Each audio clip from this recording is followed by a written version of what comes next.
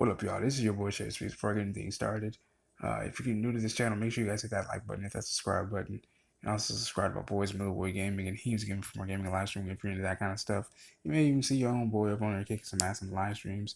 And also, shout out to Den of Geeks for their article. That's the article that I'll pretty much be paraphrasing for this review, because they pretty much just mirrored my same sentiments as I watched the episode, and I kind of wanted to just to see where we were both at. I really enjoy their articles. They do some pretty dope stuff. So thank you guys. And so let's get into this. Into the Badlands, season 3, episode 12, Cobra Fang, Panther, Claw. We get pretty much get like a continuation of last week's episode. Obviously, last week left out. Nyx got knocked the fuck out by Ankara by a damn skillet because Ankara's a crafty little ass witch. And I guess she really fears the master. And what I really enjoyed about this, this season is just that we really don't know who the hell is the good guy, who's the bad guy. Because normally Into the Badlands does a really great job of doing in differentiating between who's the good guy, who's the bad guy, who to root for, who not to root for.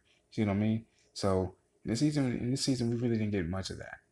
And honestly, I thought Ankara finally changed her ways, but she's more afraid of the master for some reason. I'm up here thinking, I'm like, oh shit, wait a second. So wait, is the master the villain?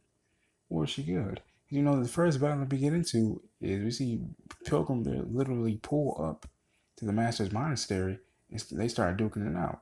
And I'm not gonna lie to you, Pilgrim, even though I don't really like, Pilgrim's delusional as, prophecies and whatnot, he had some pretty good ass points as to why, and as to questioning why the master does what she does and why she tends to control the dark ones, the abbot's gift. He said, okay, first of all, lady, how can you say that you're doing this for their greater good when you literally induce them in comas with little sharp ass needles?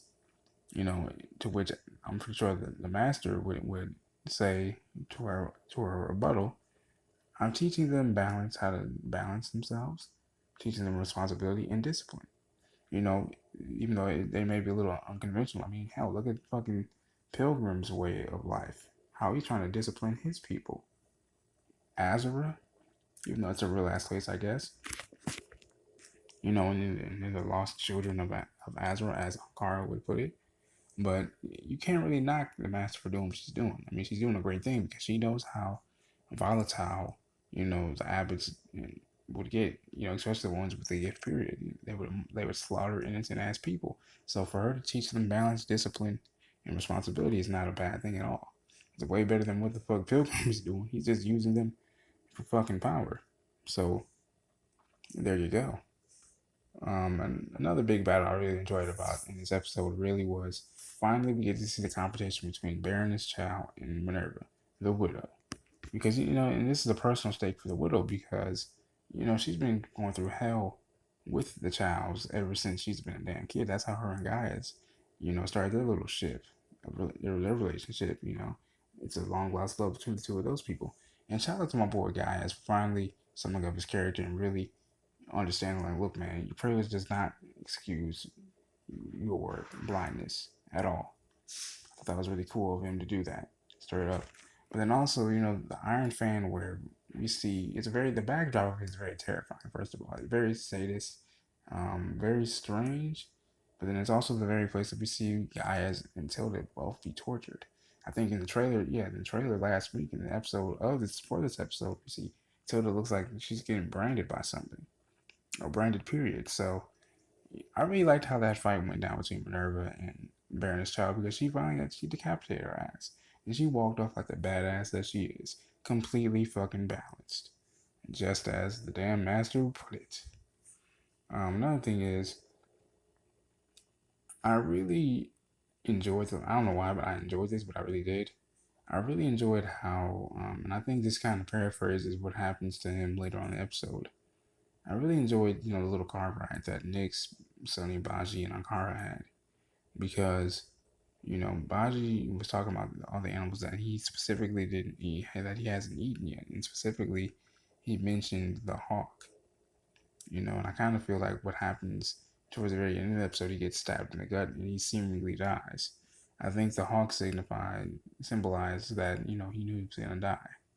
You know, because, you know, Bajie is one of those people that he's very funny, but he's also he could be very passively aggressive, you know, and dropping gems on you somehow in his own little funny, quirky way. Nick Frost is a great actor, by the way. Really love his stuff, you know, and I think the Hawk just symbolized, you know, him, you know, just going on that greater journey, you know, spiritual journey, and him just flying away, his spirit flying away into Azura itself, if you will, quote unquote. And I really don't see the Black Lotus as like a new foe either. I mean, we've seen them before. We've seen Sunny whoop their asses before, same as Bajie. And speaking of Sunny, I realized that this season as well is a big let go Sunny kind of season. You know what I mean? I mean, for example, you know, he literally despises the Widow at this very moment, but I guess, you know, given the fact that his hatred for the Widow, it makes perfect sense. I mean, if it wasn't for the Widow, that Vale would still be here. Henry would still have a mother. Sonny would still have a wife. You know, so who can honestly hate the man for wanting to kill the bitch and hate her? You know, like you killed my fucking wife. If it wasn't for you, my wife would still be here. You know, and I'm pretty sure, because, you know, and I know a lot of people are gonna say, well, but what about Sonny's actions? Well, yeah, I mean, I'm pretty sure Sonny's had enough time to atone for his own personal actions, which is why for the very first half of the season, we see my man, you know, just dousing himself in alcohol, because we constantly heard him say, you know, Vale, it should have been me, not you. You know, I should be dead, not you. You know, so I think this season also, you know, was a big look. Sonny, let it go. I'm your ally now. You know, or something of that variation. So I really enjoyed this episode in this season. I'm really sad to see this show go, man, because it's a really great show, man. It really showcases martial arts choreography so well. It was very dope, and I really am sad to see it go. And I hope something comes out of it. I hope a fucking spinoff happens or something. Like, we need to know how everything ends. You know, or like I said, it needs to be a spinoff or something. Let me know what you guys think in the comment section below, man. This has been your boy here. Speaks. Peace and love.